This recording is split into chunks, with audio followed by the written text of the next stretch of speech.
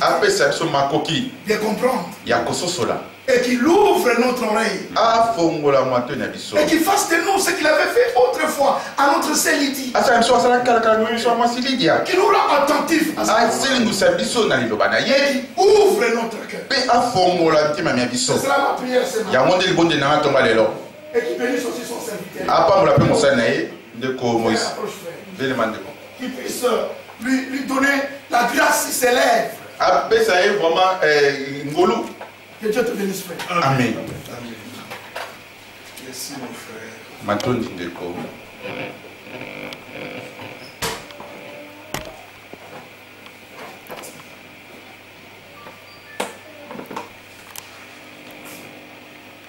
Nous prions. Bien-aimé Seigneur, bénis ce service divin. J'ai été sûr et reconnaissant. Ces écritures que nous avons lues et ce que nous venons d'entendre. Je n'étais pas avec les frères pour partager avec lui ces écritures. Et tu as mis dans sa bouche les paroles que tu as mises sur mon cœur. Je t'en suis reconnaissant. Amen. Parce que tu nous visites ce matin. Nous te prions de parler à nos cœurs, d'agir dans nos vies, de doter toutes les ténèbres de nos cœurs, de nous conduire dans la lumière. Te remercions pour la bénédiction que tu as accordée à l'enfant de notre frère.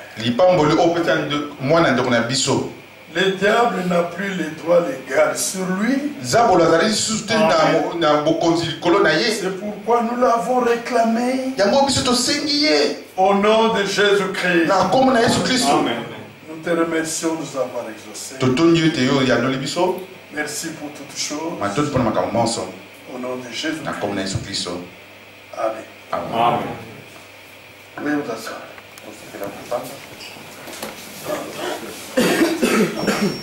Nous avons lu de très belles écritures avec notre frère.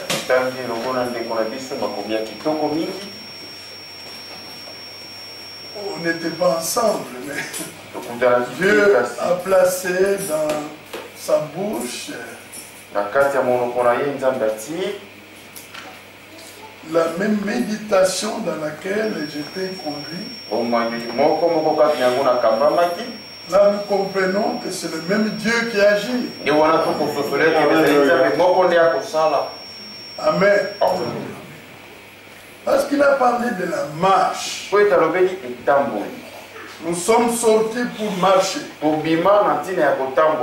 Mais il faut que ça soit une marche dans la vérité. Une marche dans la lumière. Parce que Dieu qui nous a appelés est un Dieu de lumière. Il est le Père des lumières. Et nous, nous sommes lumière en Jésus-Christ. Il faut que notre marche soit une marche dans la lumière. Nous servons le Dieu de vérité. Amen. Amen. Ce n'est pas un Dieu de mensonge. Il n'est pas un Dieu de confusion. Il n'est pas un Dieu de ténèbres. Il est le Dieu de lumière. Il est le Dieu de vérité. La vérité sort de ma bouche et ne sera jamais révoquée. Et la vérité a franchi. Si quelqu'un vous dit la vérité, il vous aime. Et la vérité a franchi. Elle nous a franchi des ténèbres, de l'erreur. C'est pourquoi le diable qui aime les ténèbres n'aime pas la vérité. Parce que quand la vérité arrive, le diable est dévoilé. Et quand il est dévoilé, il n'a plus de force. La vérité affranchie. Jésus parlant aux Juifs qui avaient cru, leur dit, si vous demeurez dans ma parole, alors vous connaîtrez la vérité. Et la vérité vous rendra libre. Nous avons besoin de cette liberté, affranchie par la vérité. Quand la vérité arrive, elle rompt tous les liens du péché, l'attachement au monde, l'influence du Satan. Il vous libère de cela. La vérité vous présente à Dieu un homme libre de tous les liens. Amen. Mais le Seigneur a dit, tournez-vous vers moi et je vous serai sauvé. Quelle parole merveilleuse.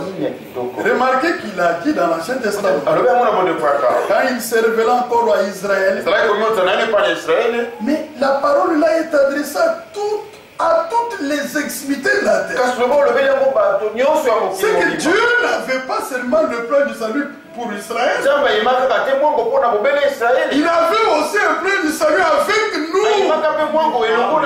Alors il avait dit, tournez-vous vers moi et vous serez sauvés. Et quand cette parole est accomplie, lorsqu'il y avait de l'Ancien Testament, est devenu Jésus-Christ. Alors, cette parole est accomplie. Et celui qui va à Jésus-Christ, il est Yahshua. Yahvé sauveur. Il y avait un autre salut. Le salut vient du sauveur. Et le sauveur c'est Jésus. Écoute, Jésus nous sauve en tant que juif. Le sang qui était en lui n'était pas un sang juif. Il n'était pas le sang des nations. C'était le sang de Dieu lui-même. C'est pourquoi ce sang veut nous séparer du mal et nous consacrer à Dieu pour le temps et pour l'éternité. Mais nous sommes dans la marche où allons-nous? Nous allons à la rencontre du Seigneur. Celui qui n'aura pas marché dans la lumière et dans la vérité n'atteindra pas le but. Amen. Amen. Cette parole doit nous interpeller. Elle doit nous interpeller. Je voudrais lire avec vous Romains 13. Peut-être pas aller dans des grandes révélations, mais toucher notre propre vie. Amen. Le frère Franck dit que la préparation concerne votre propre vie. Ça c'est très important. Au sujet des cadeaux de nos bien-aimés, la Côte d'Ivoire, c'est un cadeau merveilleux. Vous ne vous êtes pas rendu compte. Jésus-Christ est Dieu. Amen. Amen. Amen. Amen. Remarquez qu'ils ont bien écrit Jésus-Christ. Jésus-Christ. Dieu manifesté en chair. Il est le Dieu véritable et la vie éternelle. La foi dans cela donne la vie éternelle. Parce qu'il y a le mystère de Dieu. Le mystère de Dieu, c'est Christ. C'est le plus grand mystère de la vie.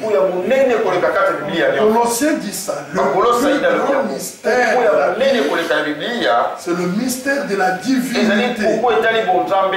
Colossiens, Philippiens.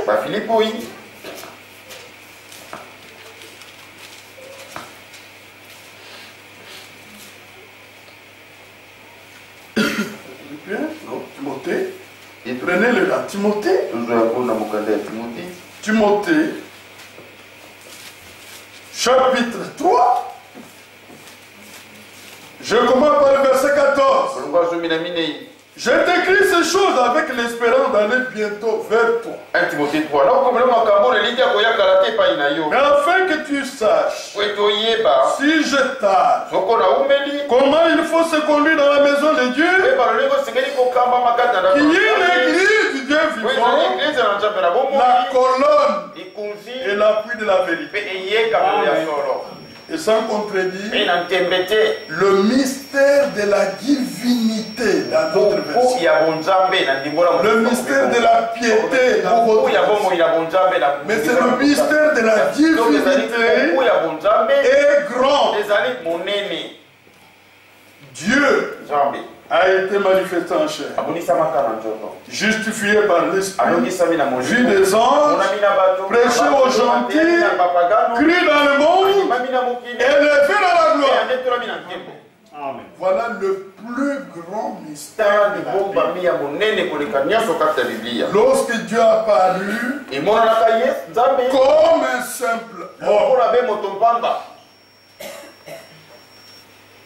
lui le Seigneur, il s'est produit au milieu des hommes comme serviteur. C'est le plus grand mystère. Mais il y a aussi le mystère de Christ. Il ne faut pas confondre les deux. Il y a le mystère de Dieu. Il y a le mystère de Christ. Le mystère de Christ. Nous sommes dans Éphésiens.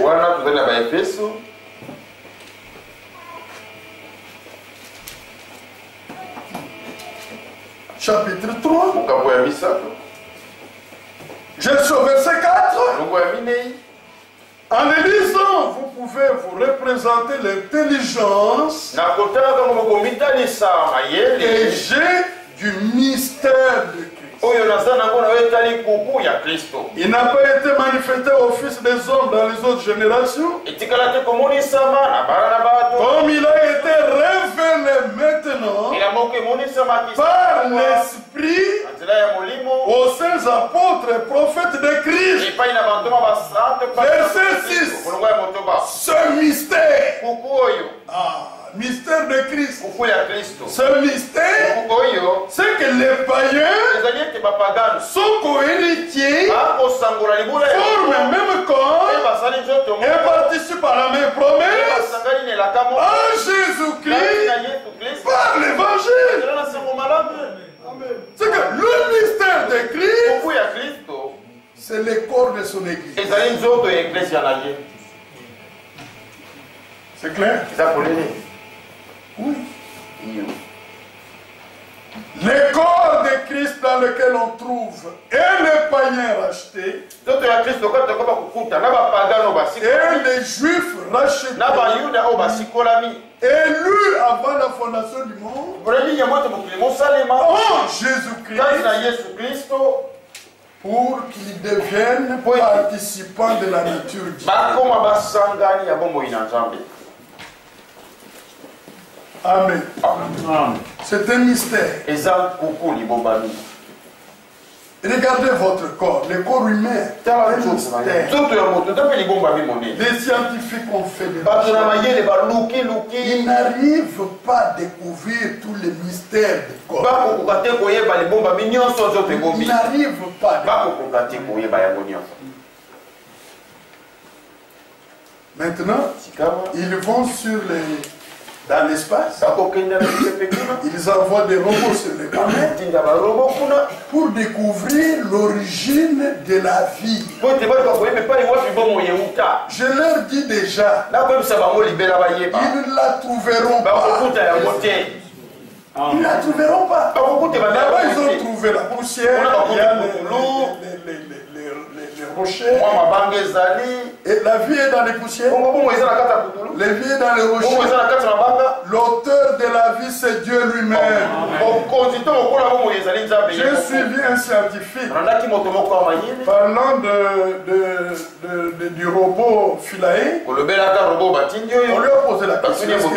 Dieu et la science, ça peut marcher ensemble. Il dit non, ça ne marche pas. Est-ce que vous comprenez ce qu'il dit là? C'est que la profondeur de la science vient du Satan. Ça contredit Dieu. C'est pourquoi le frère n'a pas révélation. Il dit, regardez dans la lignée de Caïn. Les scientifiques se trouvent dans les liens de Caïn. La civilisation a commencé là. Nous avons une unique sagesse. C'est Christ crucifié. Notre sagesse vient de l'évangile. Folie pour les juifs. Pour les juifs ou les grecs? Pour les grecs, scandale pour les juifs. Comment ils peuvent comprendre qu'un homme, Jésus pesait à peu près 60, plus ou moins 60 kilos. Un homme simple, marchant sur la terre, il leur dit, c'est lui qui m'a vu, a vu le Père. Et ils sont scandalisés. Un enfant qui est né sous nos yeux, comment il peut dire qu'il est fils de Dieu? Parce que fils de Dieu, dans l'entendement des Juifs, c'est Dieu fait homme. Il ne comprenait pas. Il a blasphémé. Mais il était homme 100%. Il était Dieu 100%. Il a manifesté les deux à la tombe de Lazare. En tant qu'homme, il a compassion. Et quand il s'est tourné vers les corps de Lazare, il a appelé par son nom. Lazare, lève-toi. La vie est rentrée dans le corps de Lazare s'est élevé. Là, c'est Dieu qui a parlé au travers du corps humain. Et si vous avez cette révélation, vous êtes fort. C'est ça le roc. Sur ce roc, je bâtirai mon église. Amen. Et nous ne remplacerons pas cette révélation par un homme. Nous vous laissons Christ à sa place. Il est le Dieu véritable et la vie éternelle. Alléluia. C'est un grand cadeau qui vous a été par le frère. Je me demande, quel est le cadeau que vous ici, vous pouvez les renvoyer pour qu'ils puissent être dans la joie, d'avoir des frères à Orléans. C'est quel cadeau? Des costumes. Mais c'est quel cadeau vous avez? Sur les routes de l'Afrique, là, ça tombe un peu à tout moment. Mais eux, ils placent devant vous la révélation du Dieu qui nous a relevé de la chute et nous a donné la victoire. Que Dieu soit loué. Romains 13. À partir du verset 8. Ne devez rien à personne. Le frère Banam lit cette écriture, dit, payez vos dettes.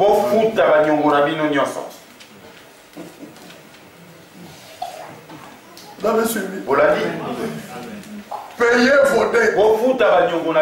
Ne devez rien à personne, si ce n'est de vous aimer les uns les autres. Car celui qui aime les autres a accompli la loi.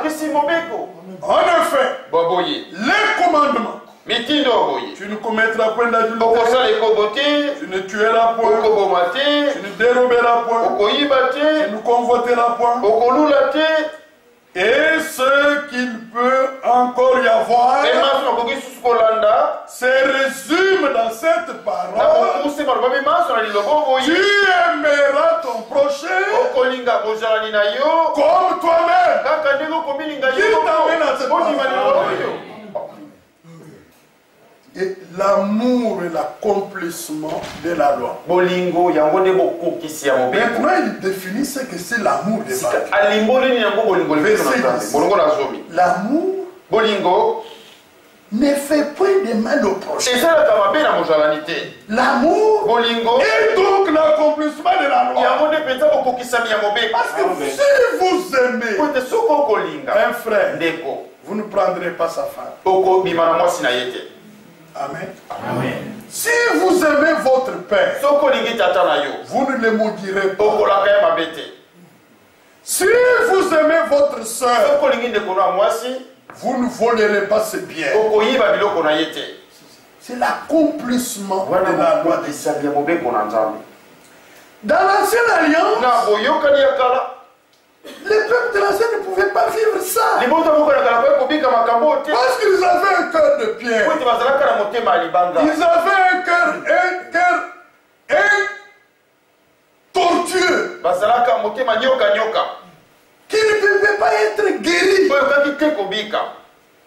La rédemption n'a pas amélioré notre cœur. La rédemption a changé de cœur. Un homme sauvé, c'est lui qui est devenu une réalité du salut. Il a un cœur nouveau. Il a un esprit nouveau. Amen. Maintenant, on a posé la question. Est-ce qu'un homme peut répudier la femme pour quelle raison? Jésus dit, au commencement, il n'en était pas ainsi. Moïse avait donné l'ordre aux hommes de répudier, de donner la lettre de divorce. Jésus dit, c'était à cause de la dureté de leur cœur. Ils avaient un cœur incrédule. Un vieux cœur qui ne pouvait pas être touché par la compassion, qui ne pouvait pas pardonner. C'est pourquoi il leur a été dit cela. Mais dans la pensée de Dieu, ce qui fait que dans la nouvelle alliance, étant devenu une nouvelle créature, avec un nouveau cœur, vous pouvez pardonner. Amen. Vous pouvez exercer miséricorde. Est-ce que c'est clair ça? Un cœur mauvais, incurablement mauvais, ne pouvez pas aimer.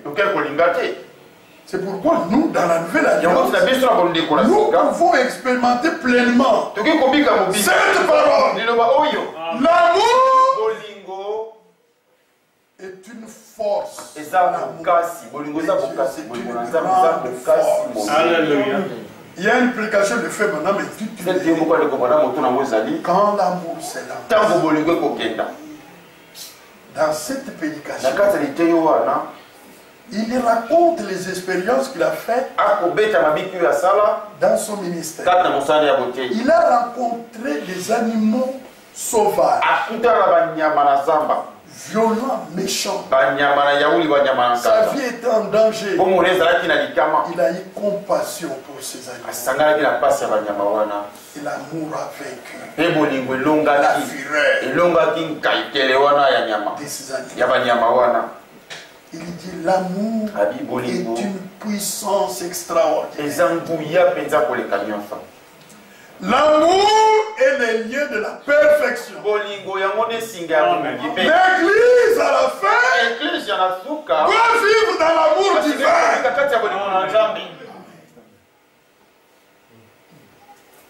Amen. L'amour ne critique pas un frère. L'amour ne méprise pas un frère. L'amour ne calomnie pas les frères. Laissez ces choses. Les œuvres du vieil homme. Le vieil homme a été mis à mort avec ses œuvres. Nous revêtons-nous les armes de la lumière. Verset 11. Romains 12, 11. Romains 13. Romains 13. Cela importe d'autant plus que vous savez en quel temps nous sommes. C'est l'heure de vous réveiller en fin du sommeil. Car maintenant, le salut est plus près de nous que lorsque nous avons cru. Amen. Est-ce que c'est clair? Matthieu 25. Les deux groupes de vierges s'assoupirent sans doute. Au milieu de la nuit, un cri retentit. Les cris retentit. Voici l'époux. Dans la bonne tradition, voici l'époux. Sortez. Allez à sa rencontre. Lorsque l'appel vous réveille, la marche commence. Oui. Voici l'époux. Sortez. Allez à la rencontre de lui. Et le cri réveilla les deux groupes de vierges. Et les vierges folles et les vierges sages s'est réveillé pour préparer leur lampe. Et la Bible dit, c'est le temps, c'est l'heure de vous réveiller enfin du sommeil. C'est que c'est le dernier appel. C'est le dernier cri. Enfin. Oui. Vous avez quelqu'un qui dort là. Enfin.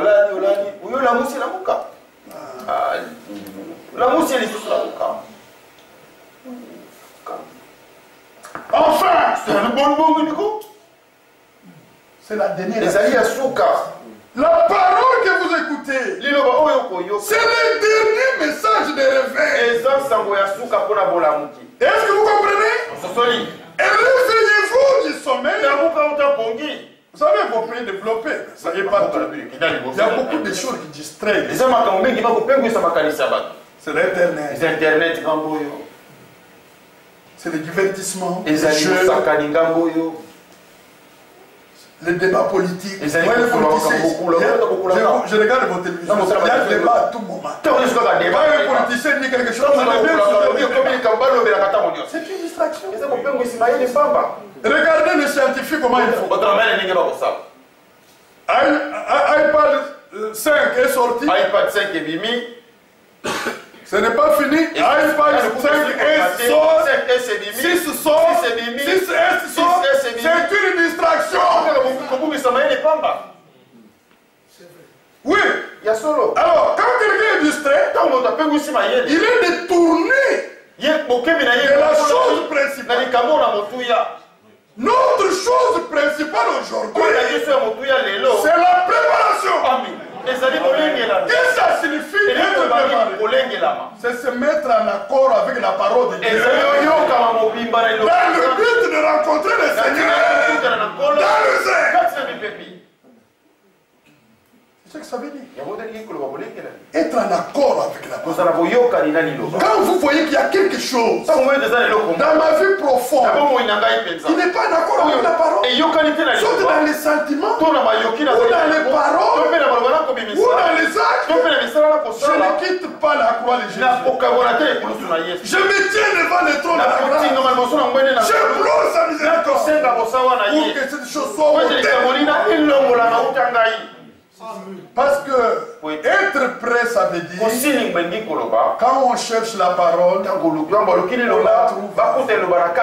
Quand on cherche, on vous cherche, on vous trouve dans la parole. C'est ça. On cherche la parole. On la trouve dans votre manière de parler, dans votre manière d'agir. On voit la parole. Mais quand on vous cherche, on vous trouve dans la parole. Là, c'est ça la conclusion de la préparation. Dieu va prendre quoi? Notre vie souillée ici. La civilisation occidentale. La civilisation africaine. Dieu n'a pas besoin de ça. Dieu a besoin de la sémence de sa parole en vous. Oui, c'est cela la vérité.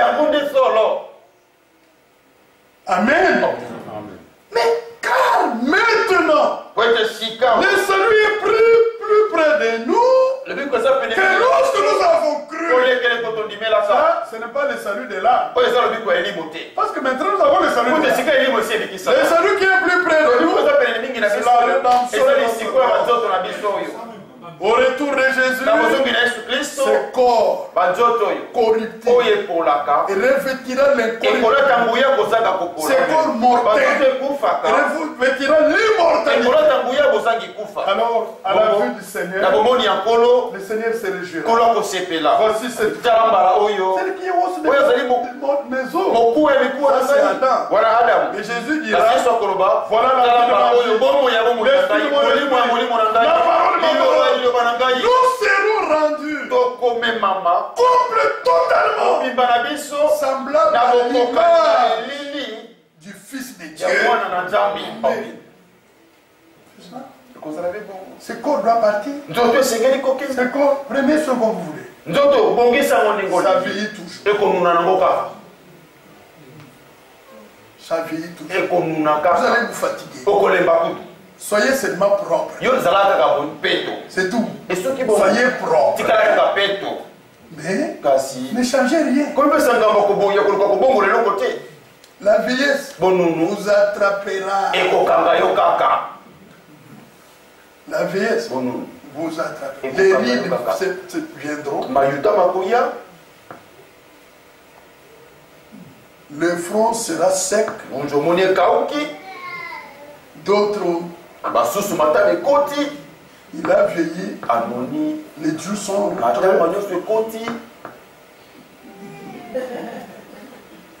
vous voyez quelqu'un qui marchait. Maintenant les épaules sont. La rédemption a trouvé la solution. Pas les produits cosmétiques. La rédemption. Dieu l'a révélé à Job. Voulez-vous les lire? Prenez Job.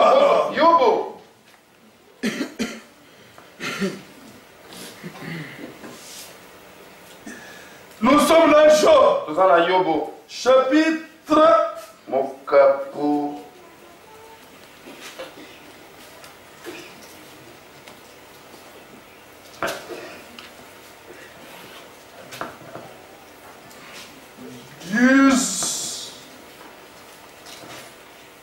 Voilà.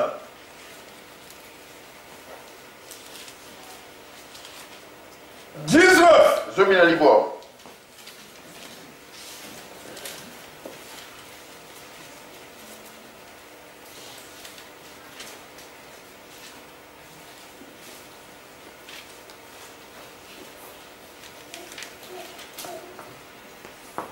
N'est-ce pas? C'est 19. Non, lisons d'abord 19. Verset 24.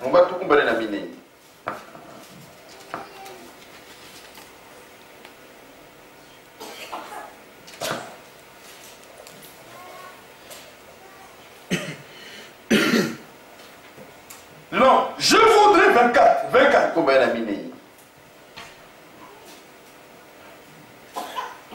Je voudrais qu'avec un burin de fer et avec du plomb, mes paroles fussent pour toujours être gravées dans le roc. Mais je sais que mon Rédempteur est vivant et qu'il se lèvera le dernier sur la terre Quand ma peau sera détruite, il se lèvera. Quand je n'aurai plus de chair, je verrai Dieu. Je le verrai. Il me sera favorable. Mais je le verrai. Et non ceux des nôtres. Mon âme languit d'attente. Ici c'est la résurrection. C'est quoi? N'est-ce pas? Ici c'est la résurrection. Le verset que je cherche. 22, 23. Attendez, je suis...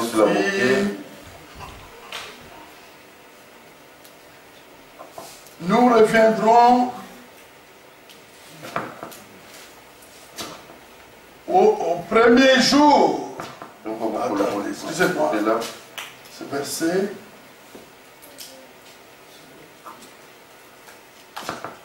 Si vous trouvez les versets, on peut les lire.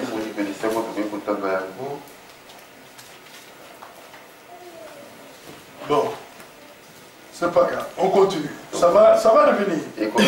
Alors, maintenant, nous retournerons au premier jour, le jour de la jeunesse. On les lira. J'ai une nouvelle Bible, je n'arrive pas. Voilà, alors, la rédemption a pourvu à cela que nous reviendrons au premier an de la jeunesse. Ce serait une jeunesse éternelle. Amen. Alors là, il n'y aura pas l'industrie des hommes pour transformer la peau. Ça va revenir. Nous lirons.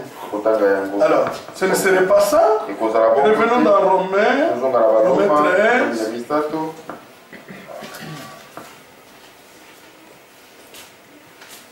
Car maintenant, le salut est plus près de nous que lorsque nous avons cru. C'est la rédemption de notre corps. 1 Corinthiens 15.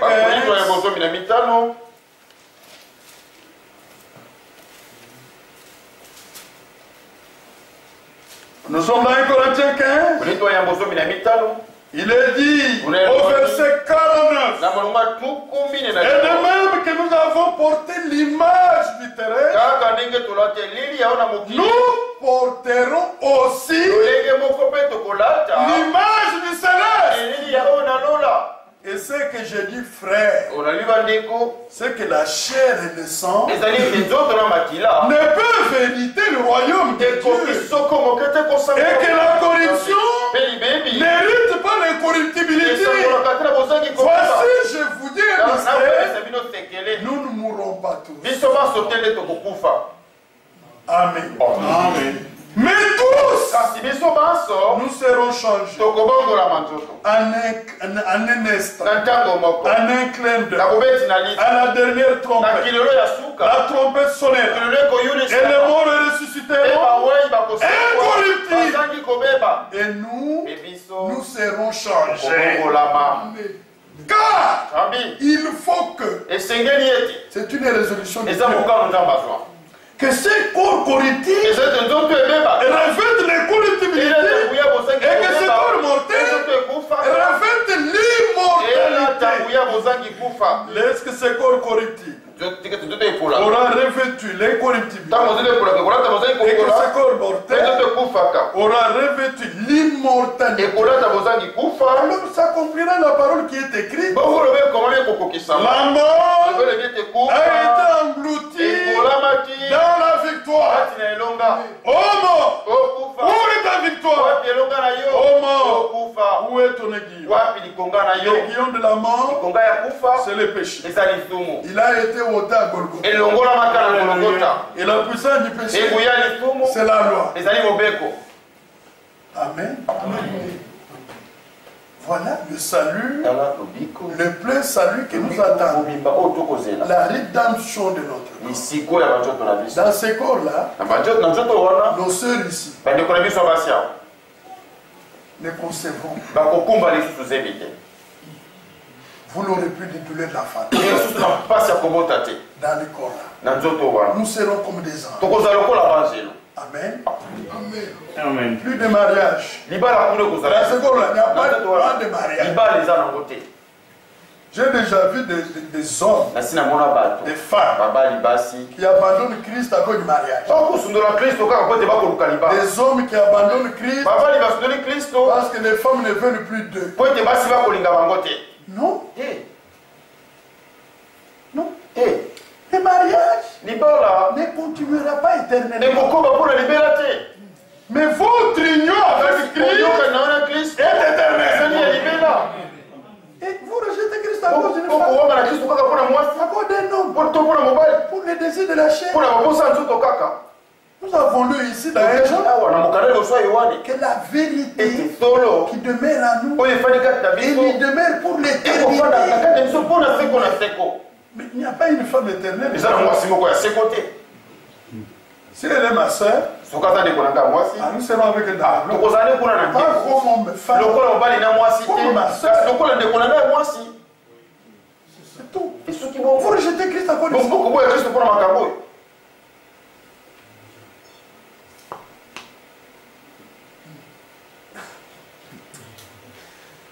Oh là là. Ne faites pas ça.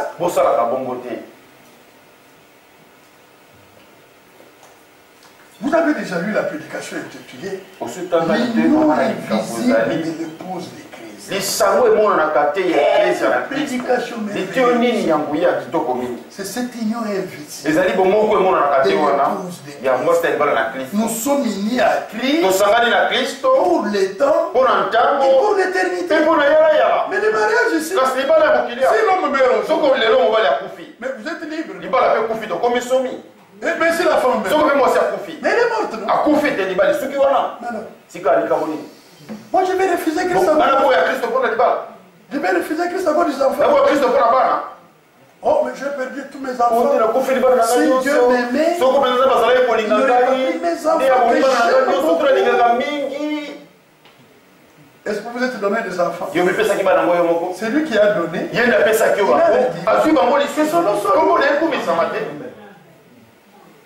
et nos enfants ne sont pas perdus. Quand j'ai perdu mon premier fils, j'ai 6 enfants. Moi, Dieu m'avait donné 7. Le premier des garçons qui portait mon nom est mort de la rougeole. J'ai gardé dans mon esprit les souffrances de l'enfant. J'avais compassion. Il avait déjà 2 ans. La sœur Moseka connaît.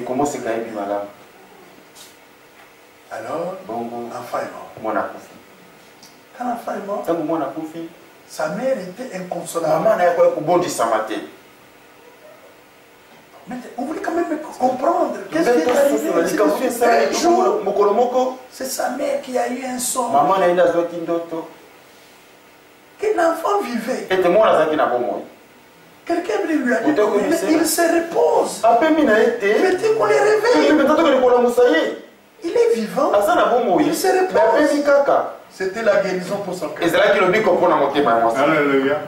Amen. Mais vous devez savoir si votre enfant est mort à 2 ans, là-bas, il n'a plus 2 ans. S'il est mort bébé, là-bas, il n'y a pas de maternité.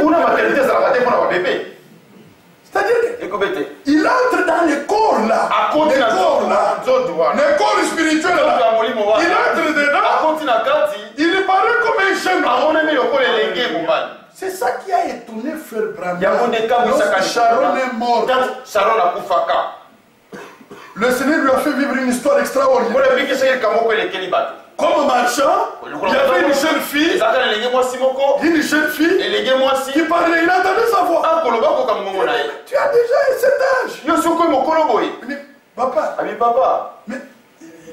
mais ici il n'y a pas de bébé. Frère Branham, ici il n'y a pas de bébé. C'est alors que lui avait l'ignorance. Il a compris la rédemption, c'est quelque chose d'extraordinaire. Quand le frère Branham est entré dans le corps spirituel, il était vivant. Il est entré dans ses corps. Il a vu que ses cheveux, tous ses cheveux étaient revenus. Lui, il est allé se faire coiffer par Mégane. Le coiffeur a déversé l'acide. Il n'avait plus de cheveux. Mais là-bas, c'était ses cheveux. Les dents qui étaient tombées, il a été là. Voilà la puissance de la rédemption. Voilà la puissance de la rédemption. Et il nous apporte le salut de l'âme, la délivrance de l'esprit et le salut de notre corps. Et nous avons cette espérance dans notre cœur. Si un frère est mort croyant, ne vous faites pas de soucis. Qu'on soit vivant ou mort,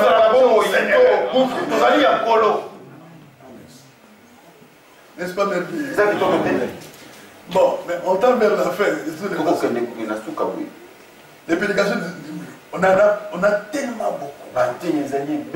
Je peux terminer ce bocal, mon frère. Nous vous prêchons 24 heures sur 24. Parce que Dieu a rassasié les âmes, les sacrificateurs, pour que son peuple soit rassasié de ses biens. Quand on donne l'essentiel pour les jours, on loue le Seigneur. Mais revenez dans Romains. Il y a encore des choses profondes là-bas. Verset 12. La nuit est avancée. Les jours approchent. Quel jour? C'est le jour de son retour. Il est approché. Mais la nuit est avancée. Qu'est-ce que nous devons faire? Dépouillons-nous les œuvres des ténèbres et revêtons les armes de la lumière. Dites Amen. Dans la marche, on se dépouille les œuvres des ténèbres. Comment allez-vous l'arracher de vous? Vous ne saurez pas l'arracher de vous. Soyez seulement sincères. S'il y a quelque chose de faux, dites au Seigneur. Golgotha a réglé cette affaire. Moi, je ne peux plus porter cette faiblesse. Ôte ça de moi.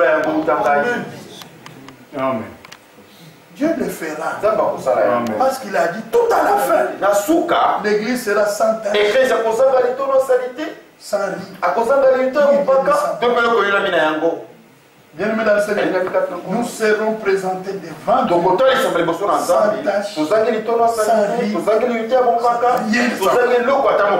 C'est l'œuvre que Dieu fait en nous par la vérité. C'est pourquoi nous devons être exigeants. Que ce soit la vérité qui nous soit prêchée. Parce que la vérité purifie. Jésus a dit, sanctifie-les par ta vérité, car ta parole est la vérité. Exposez votre âme et recevez la vérité. Et Dieu vous prépare. Et les souillures tombent. Toutes les dépendances des choses de la Satan. Et nous arriverons devant sa face. Sans tâche. Ni rien. Verset 13. Marchons honnêtement. Comme en plein jour. Loin des excès, des livrogneries, de la mesure, de l'impudicité, des querelles et des jalousies. Et revêtez-vous du Seigneur Jésus. N'ayez pas soin de la chair pour en satisfaire les commandements. Dieu t'amène à ça. Marchons honnêtement. Soyons honnêtes. Christ est un homme véridique. Il est honnête en tout. Dans ses propos, il est honnête. En matière d'argent, il est honnête. Si vous cherchez des hommes, vous allez les trouver passer le mais maintenant écoutez, mais marchons honnêtement comme en plein jour, loin des excès, loin des livres de la publicité, des querelles de jalousie. Marcher honnêtement, c'est s'éloigner de ces choses-là. Oui. On est honnête, on est sincère. Si c'est faux, c'est faux. Ce qui est vrai, parce que nous sommes l'église du Dieu. La colonne est l'appui de la vérité. Écoutez, frère,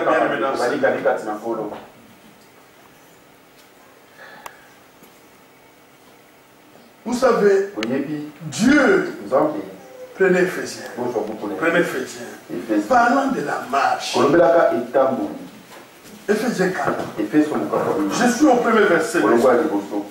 Je vous exhorte donc, moi le prisonnier dans le Seigneur, à marcher d'une manière digne de la vocation qui vous a été adressée. Mais comment marcher? En toute humilité et douceur, avec patience, vous supportant les uns les autres avec charité. Dites amen à ce point. Vous savez, il y a des gens qui ne peuvent pas supporter les autres. Ce n'est pas la vie de Dieu.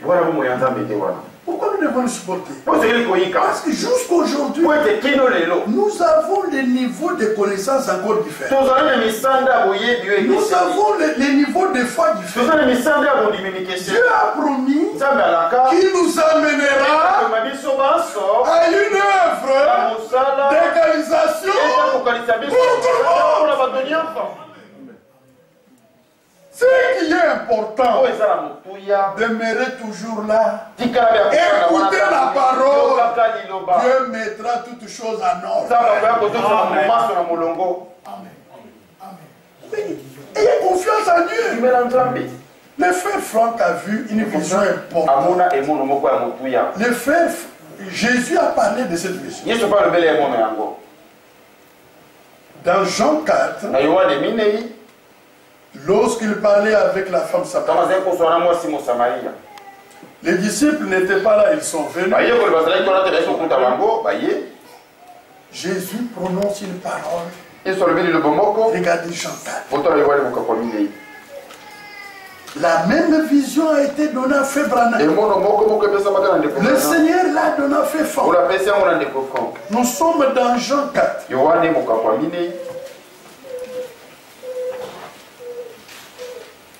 Vous êtes là? Verset 34 à 35.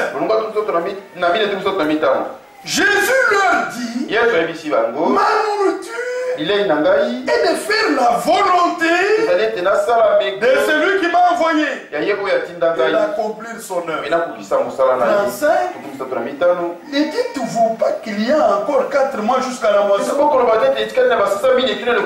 Voici, je vous l'ai dit, levez les yeux et regardez les gens et déjà blanchissent pour la moisson. Ce n'était pas le temps de Jésus. C'était notre temps. Lui, comme fils de l'homme, il était Dieu prophète. Il voyait en vision comment les chants de Dieu blanchissait pour la moisson. Gloire à Dieu. Le frère Branham a vu la même chose. Jésus en a parlé dans Matthieu 13. Maintenant, frère Franck, voilà. Il voit le champ de blé mûr. Il n'y avait aucune ivraie. Pas d'ivraie. C'est très important. Parce que le champ est là. Le fils de l'homme a semé la bonne semence. L'ennemi est venu avec l'ivraie. Il a semé l'ivraie. Le Dieu pouvait croire en ça. Les serviteurs sont venus. Quand l'ivraie apparaissent, la même apparence. Quand la différence s'est manifestée, les disciples sont venus et disent, maître, nous voulons arracher tout le suite l'ivraie. Jésus leur a dit, ne le faites pas. Parce que voulant arracher l'ivraie, vous risquez d'arracher aussi le bon grain. Laissez jusqu'à la moisson. Laissez jusqu'à la moisson. Quand on arrive à la moisson, on va s'occuper d'abord de l'ivraie. On s'occupe d'abord de l'ivraie. Et le blé va rester dans le champ, mûr, et on fera la moisson. Est-ce que vous comprenez ça? Frère, parfois nous sommes impatients dans certaines choses. Non. Dieu est sage. Dieu est sage. Suivons la sagesse de Dieu. Amen. Croyez, soyez là. Croyez. Dieu s'occupe de son œuvre. Avant l'enlèvement, tous les scandales seront ôtés. Tous les faux croyants seront ôtés. Les incrédules seront ôtés. Chaque chose sera à sa place. Dieu l'a dit. Dieu le fera. Mais nous, croyons, faisons confiance. Parce que c'est son œuvre.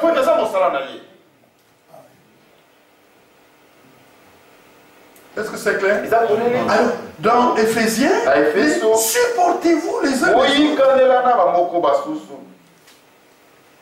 Écoutez, avant de supporter, c'est les trois. Mais regardez, je vous exhorte sur le premier verset. Moi, le prisonnier dans le Seigneur, a marché d'une manière digne. Vous voyez, il y a digne de la vocation qui vous a été adressée. Oh, gloire à Dieu. Bien-aimé, écoutez-moi bien. Église d'Orléans. En tant qu'enfant de Dieu, Dieu nous a... Il nous a attachés à sa dignité. Je n'ai pas les mots. Nous avons été associés à sa dignité. Un fils de Dieu, un homme ordinaire. Un serviteur de Dieu n'est pas un homme. Nous avons la dignité de Dieu. Amen. Est-ce que vous comprenez? Là où nous sommes, on sait qu'il y aura la paix, il y aura la joie, mais on sera aussi sévère à l'égard de ce qui est contraire à la vérité. Parce que nous nous battons pour se maintenir dans la vérité. Moi, je dis à mes enfants, vous l'avez déjà suivi. Écoutez-moi, moi je suis venu à Dieu, à la lumière, nous devons nous entendre. Et ma femme et les enfants. Tenons-nous du côté de Dieu. Si quelque chose n'est pas juste, nous tous nous devons dire que ce n'est pas juste. Parce que ce n'est pas la parole. Si quelque chose est juste, nous tous disons que c'est juste. Amen. C'est ça la marche des enfants. Même si ça vous fait mal, si ce n'est pas juste, ce n'est pas juste.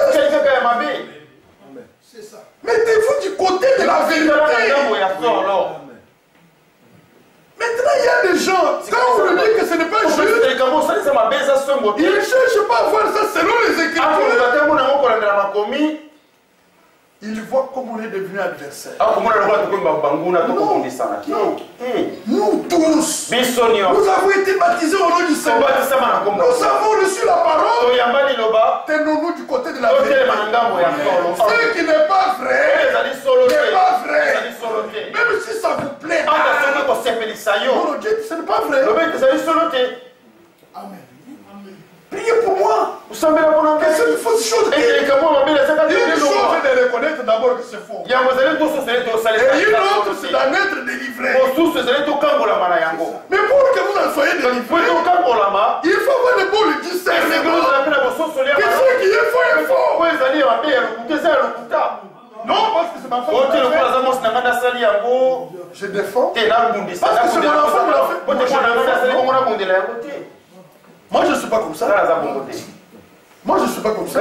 Moi, j'aime le Seigneur et sa vérité plus que ma femme, plus que mes enfants, plus que moi-même.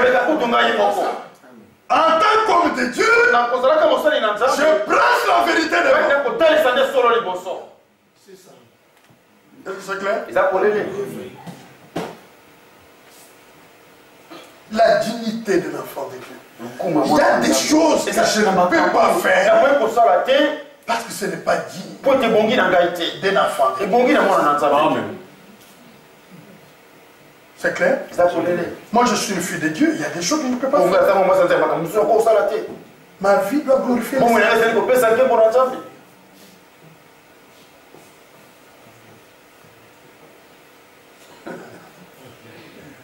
N'est-ce pas? C'est ça. Il n'y a pas de camaraderie dans ça. Il n'y a pas de compromis dans ça. Sinon, il y aura toujours un lien qui nous retient. Laissons-nous pleinement affranchis par la vérité.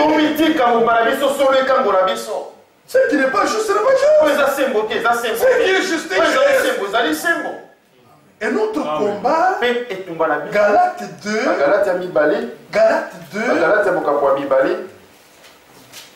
ça vous donne quand même une position, ça. N'est-ce pas?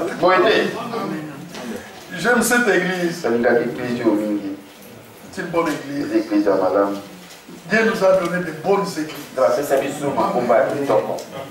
Oh, j'ai lu le Seigneur. Galatia, chapitre 2.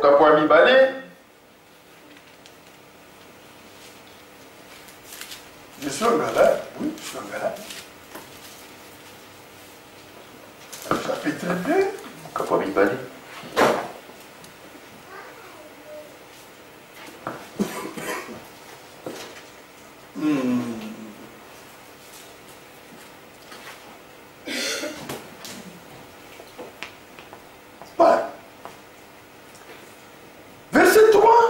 Verset 3 au 5.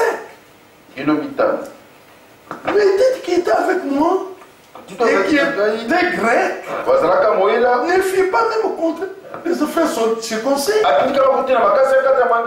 c'est à cause des faux frères qui s'étaient futillement introduits parmi nous pour repayer la liberté que nous avons en Jésus-Christ avec l'intention de nous asservir.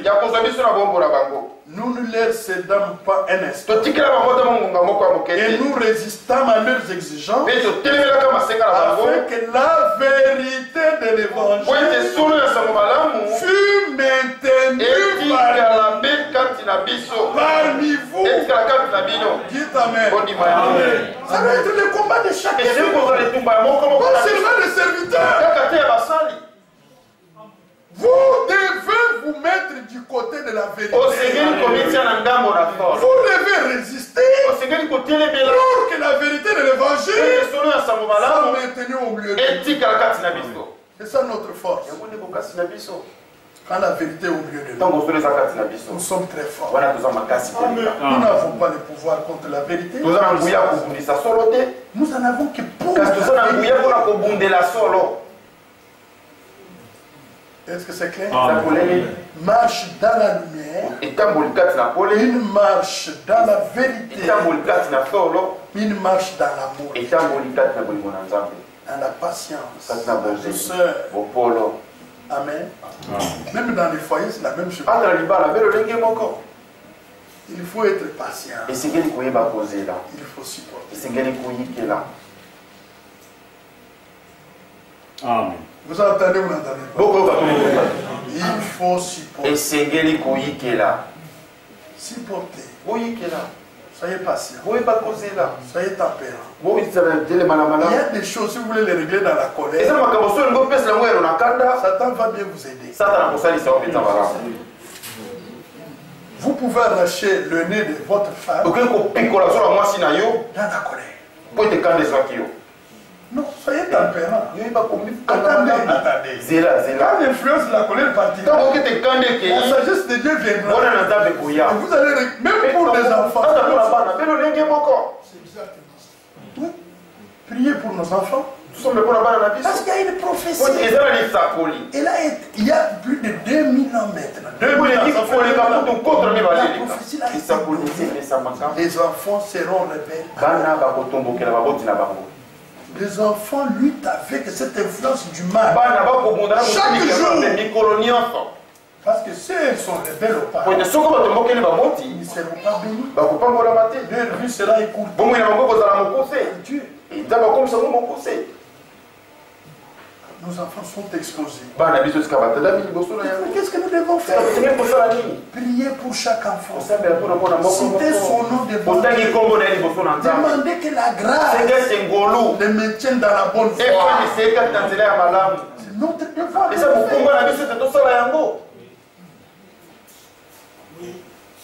N'est-ce pas? Oui, nous devons le faire. Si ce sont des enfants qui ont déjà grandi, priez pour leur salut. Que Dieu le rencontre. Dans la puissance de la résurrection. Que leur vie soit changée. Dis au Seigneur, Josué ton serviteur a pris un engagement devant toi. Que moi et ma maison, nous servirons l'Éternel. Je suis venu à la foi avec mes enfants. Je te les offre. Agis dans leur vie. Pouvons le faire. Amen. Et Dieu est fidèle. Amen. Dieu exauce les prières. Amen. Amen.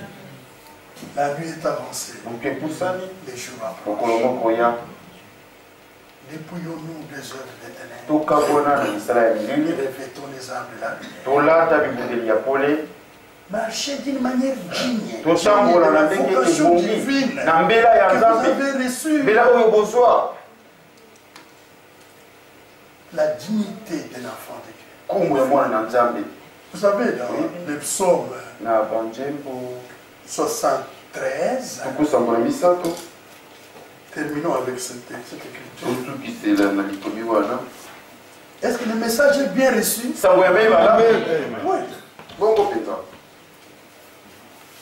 13.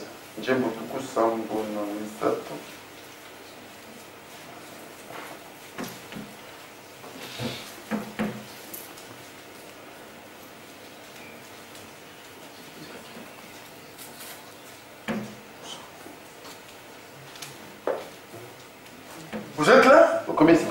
Écoutez l'histoire. Un homme ici, Asaph a chanté beaucoup de cantiques. Il a vécu à côté, lui était juste. Il craignait Dieu. Mais il avait à côté de lui des hommes méchants qui tuaient, qui violaient, qui trichaient. Mais il a remarqué que ces gens prospéraient dans leurs affaires. Tranquillement. Ils sont en bonne santé. Leurs affaires prospèrent. C'était une difficulté pour lui. Il a commencé à se poser des questions. Premier verset. Oui, Dieu est bon pour Israël. Pour ceux qui ont le cœur pur. Toutefois, mon pied allait fléchir, mais pas été sur le point de glisser, car je portais envie aux insensés, en voyant le bonheur de méchants, ils riennent le tourment jusqu'à leur mort, et leur corps est chargé d'un bon point. Ils n'ont aucune part de souffrance humaine. Ils ne sont pas frappés comme les restes des hommes.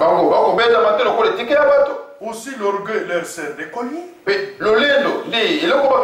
La violence et les vêtements qui les enveloppent. L'iniquité sort de leurs entrailles.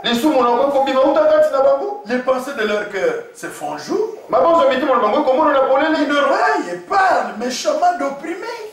Ils profèrent des discours hautains. Ils élèvent leur bouche jusqu'aux cieux. Et leur langue se promène sur la terre. Voilà pourquoi son peuple se tourne de leur côté. Il avale l'eau abondamment. Et il dit, les méchants, comment Dieu saurait-il? Comment les traits connaît-il? Azaf dit, ainsi sont les méchants. Toujours heureux. Moi je crains Dieu, les affaires ne marchent pas. Je cherche le travail, je trouve pas. Et les méchants, ils servent Satan. Et sont bien. Des belles voitures. Beaucoup d'argent. Azaf dit au verset 12. Ainsi sont les méchants. Toujours heureux. Ils accroissent leur richesse. Alors, c'est donc en vain que j'ai purifié mon cœur. Tu n'as pas purifié ton cœur pour se bien la terre.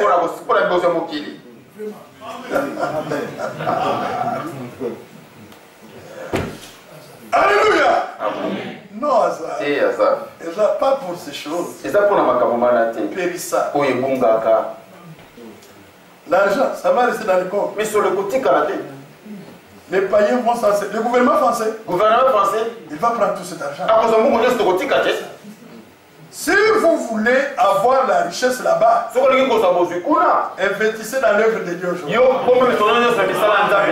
C'est ce que vous donnez à Dieu que vous retrouverez là-bas.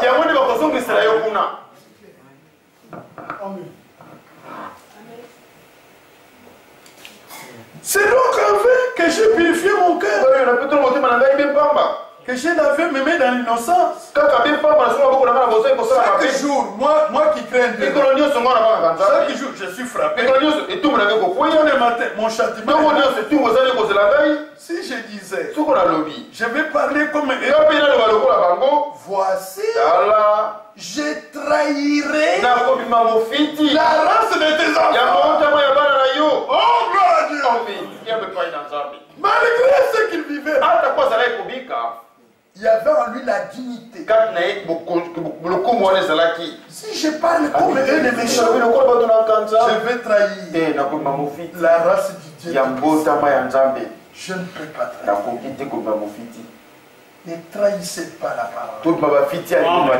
Mon frère, ma soeur, ne vendez pas votre droit d'aînesse. Acceptez de souffrir. La souffrance est pour peu de temps. Mais la gloire est pour les cas. Ne trahissez pas les Seigneurs. Dieu vous donnera autant convenable. Parce que quand Dieu veut vous donner quelque chose, il prépare d'abord votre esprit. Il prépare votre esprit. Il voit que vous aimez la parole. Vous vous donnez au Seigneur.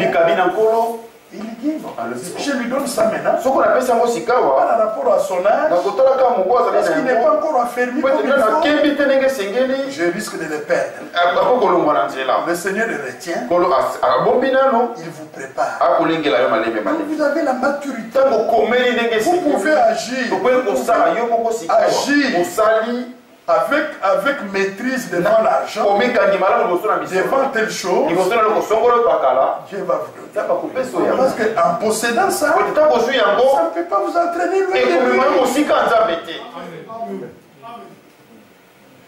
Mais ne dites pas comme Israël. Parce que le Seigneur m'abandonne. Non.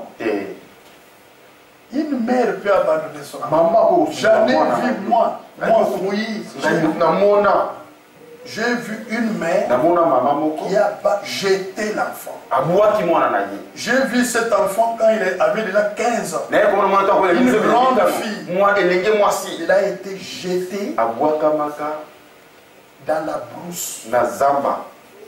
Et les rats s'approchaient pour dévorer.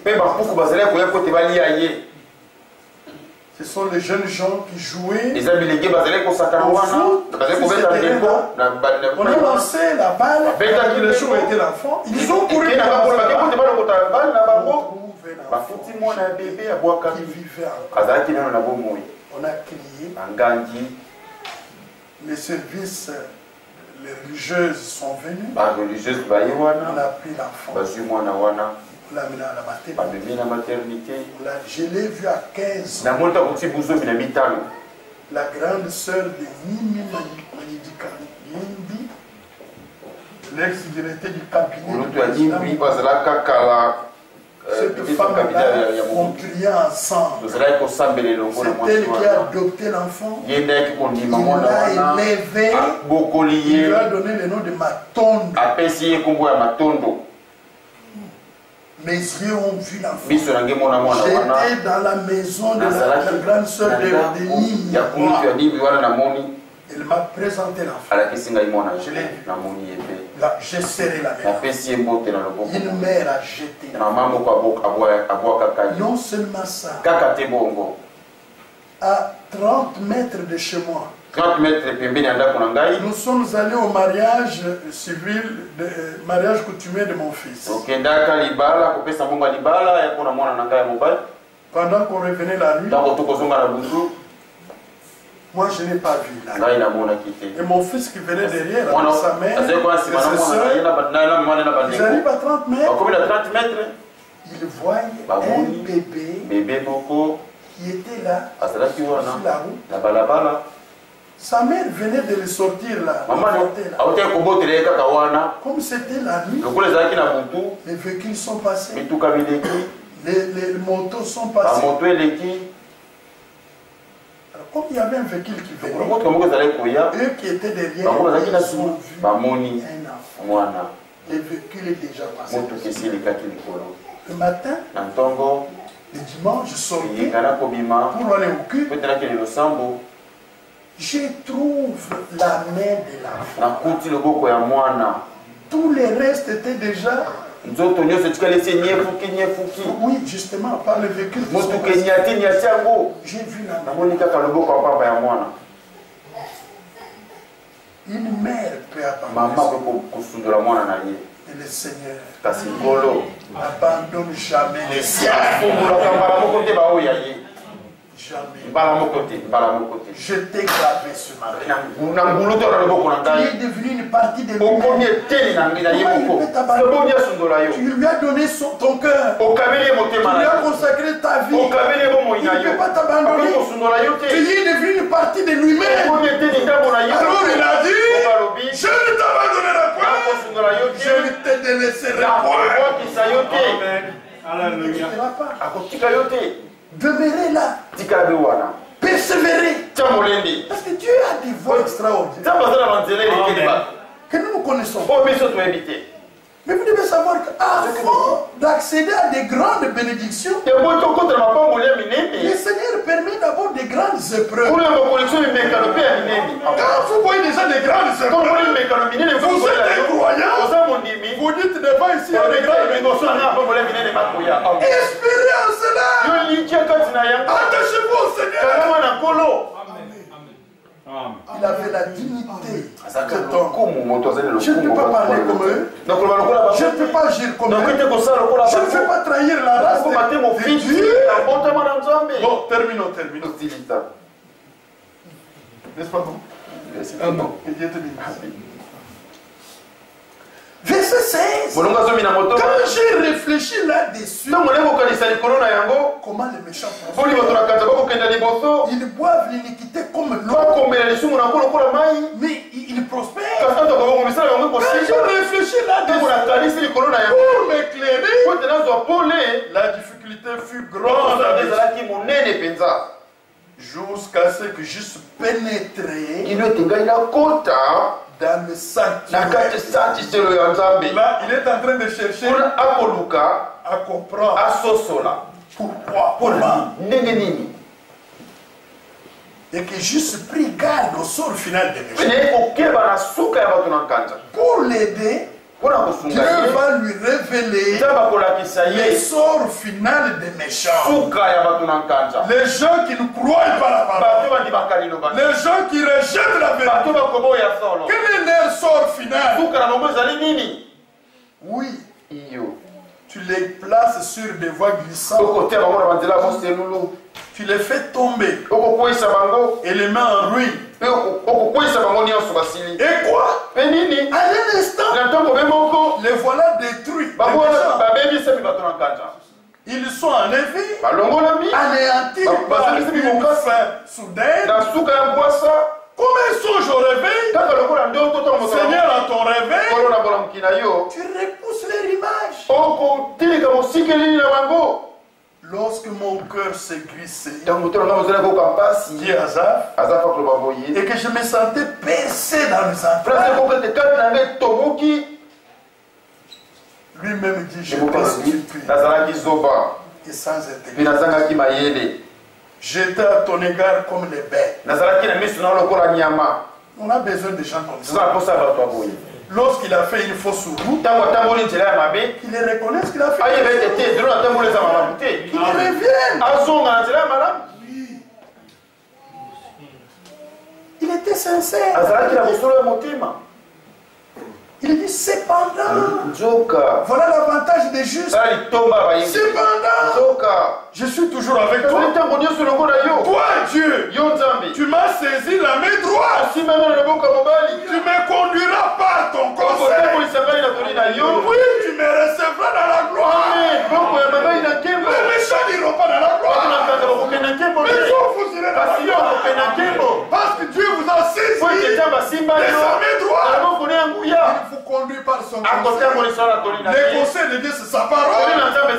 Et il vous reçoit dans la gloire. C'est ça le résultat de la marche avec Dieu. Être reçu dans la gloire. Amen. Dites encore Amen. Verset 25. Quelle est reconnaissance? Quel autre ai-je au ciel que toi? Et sur la terre, je ne prends plaisir qu'en toi. Ma chair et mon cœur peuvent se consumer. Dieu sera toujours le rocher de mon cœur et mon partage. Car voici, ceux qui s'éloignent de toi, tu anéantis tous ceux qui te sont infidèles. Alors pour moi, ça c'est une résolution. Pour moi, m'approcher de Dieu, c'est mon bien. Je place mon refuge dans le Seigneur, l'Éternel, afin de raconter toutes tes œuvres. Que Dieu vous bénisse. Quand Dieu voudra, on se verra. Marchez dans la vérité. Et vous verrez sa gloire. Amen. Amen. Amen.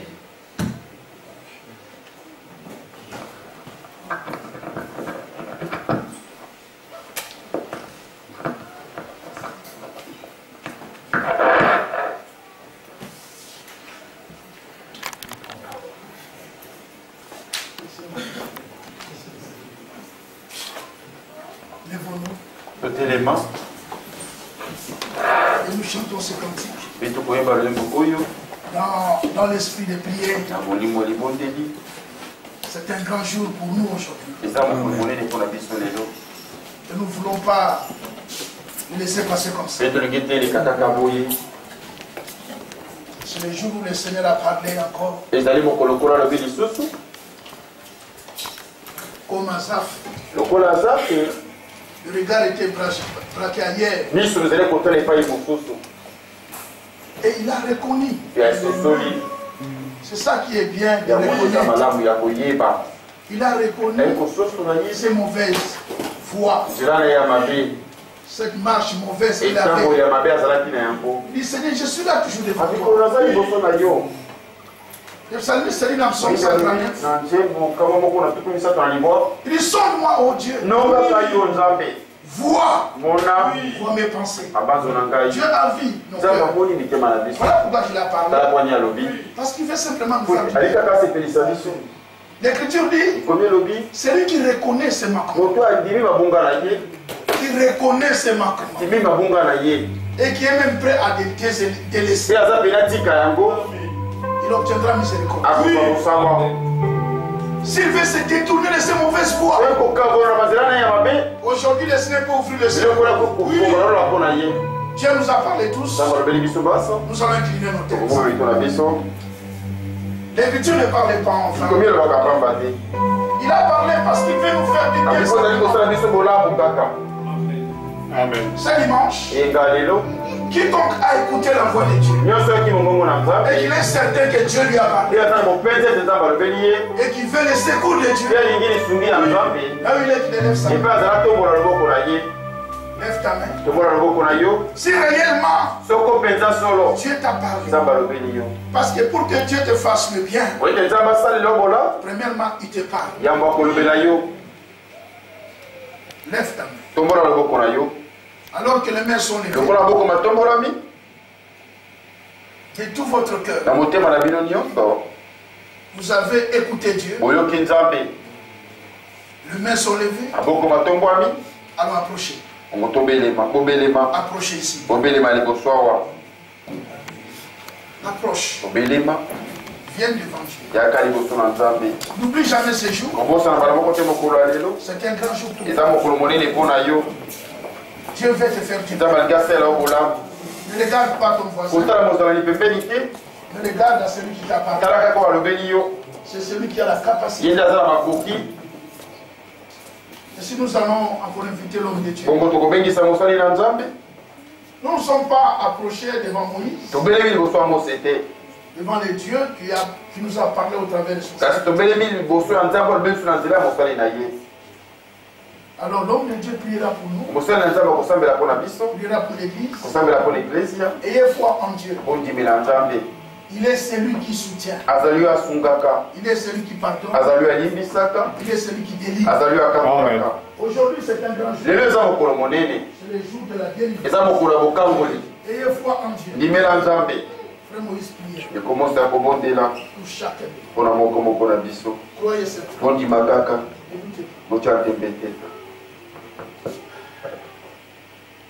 Ayez votre main, une main levée. Une autre, tenez votre frère.